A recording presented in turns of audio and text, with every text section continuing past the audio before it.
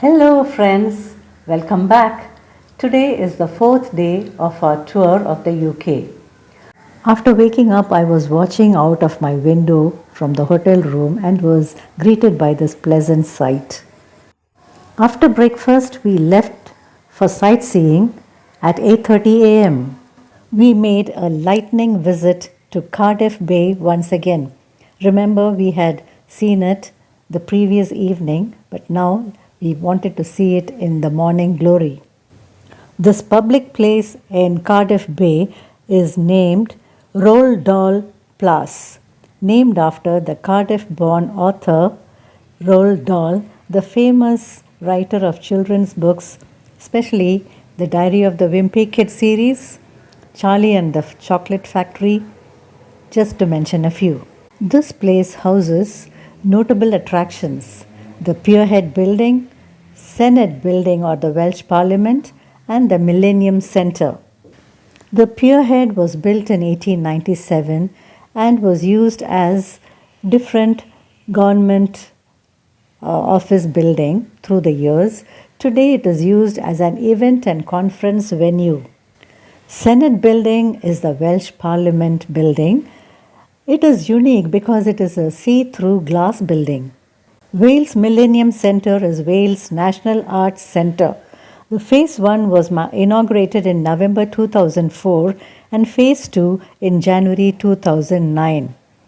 Concerts are held here, and this centre is home to Welsh National Opera.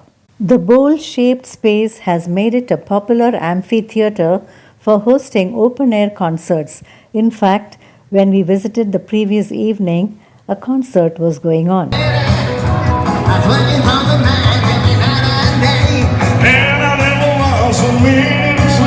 After the Second World War, the space was devastated. It was in the 1980s that Cardiff Bay area was regenerated. Our next destination, Cardiff Castle. Visit from inside. Our joy knew no bounds when we realized photography was allowed inside the castle. The first castle in this tour to allow photography. The original castle was built in the 11th century by Norman invaders. It was commissioned by William the Conqueror. It was repeatedly involved in conflicts and passed hands of different dynasties or families through the centuries. Too numerous and too complicated to describe here. In the mid-18th century, the castle came into the hands of the Stuart dynasty, the Marquesses of Bute. It underwent extensive renovations and was remodeled in Gothic style. The interiors are simply magnificent. The rich rugs and carpets, the furniture. This is the Arab room. I liked it the most because of its glitz and glamour. Of course, there was grandeur everywhere. Look at the exotic chandeliers, the rooftops and the walls, all so well decorated, and the stained windows and the exotic sculptures and carvings on the wall and the rooftops. It was simply enigmatic. When the fourth Marquess of Bute died in 1947, the castle was handed over to the city of Cardiff. It is a tourist attraction and a venue for events, festivals and concerts. Next, we had to drive from Wales to England. A 2.5-hour drive from Cardiff to Warwickshire. A beautiful drive where we could enjoy the countryside, the scenic beauty, the greenery and the enchanting beauty.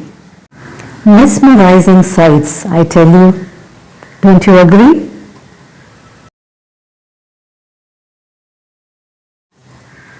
We had a sumptuous lunch at an Indian restaurant, Peacock, and after that we went driving just for 15 minutes and reached the house of the eminent playwright William Shakespeare at Stratford-upon-Avon.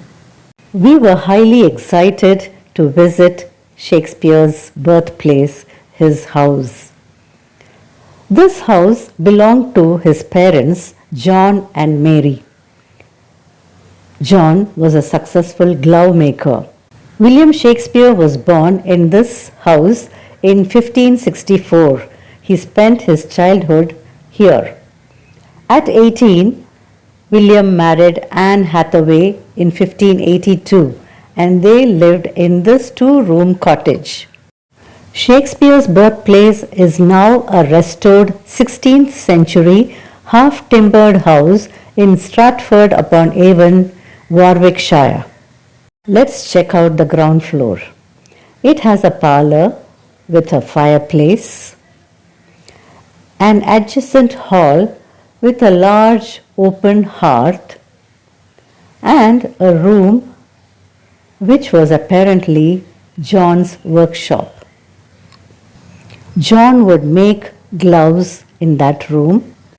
Just in front of his workspace was a large window which faced the street, and he could sell his gloves to his customers from there itself.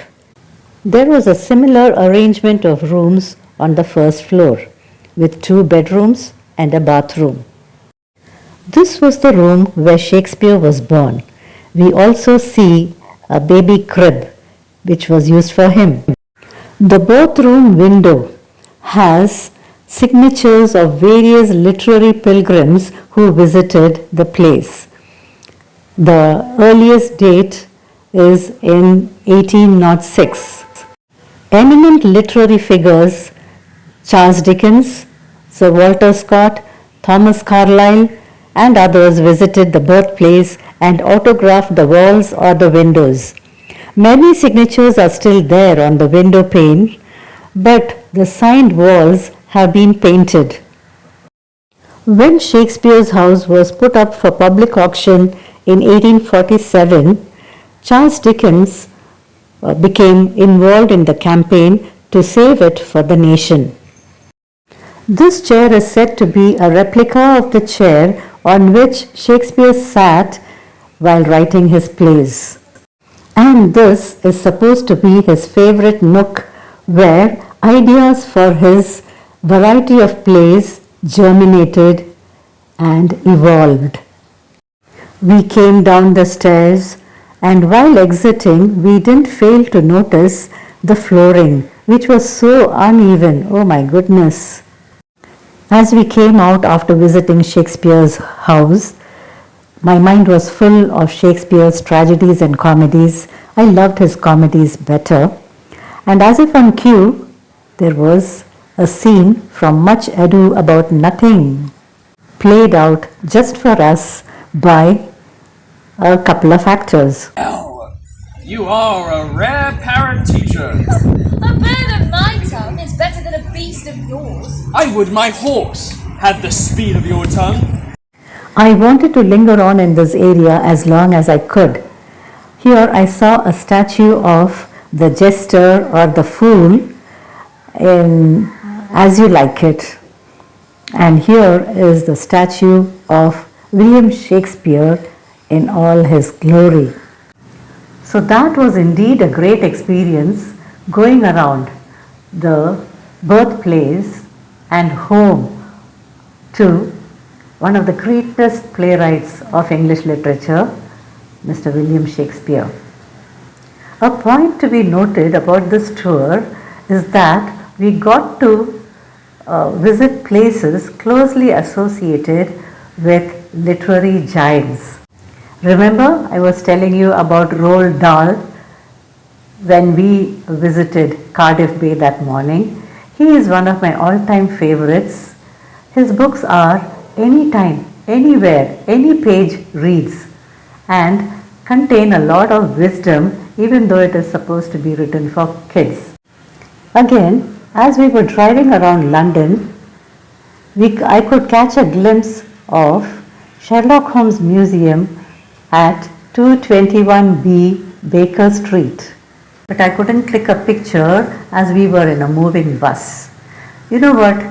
Sherlock Holmes, the character, has become more famous than its creator, author Sir Arthur Conan Doyle. Next, when we were making a walking tour of Bath, our guide told us that Jane Austen's house was just 2 blocks away. Jane Austen, my favorite writer, novelist.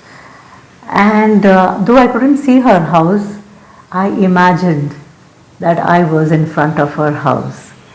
And I also remembered the beautiful young ladies, their life in Bath, how excitedly they would go in horse carriages to London. Then we started our drive from Stratford-upon-Avon to Manchester. More greenery everywhere, and we enjoyed the drive. We reached Manchester in time for dinner at Zia Asian Grill restaurant.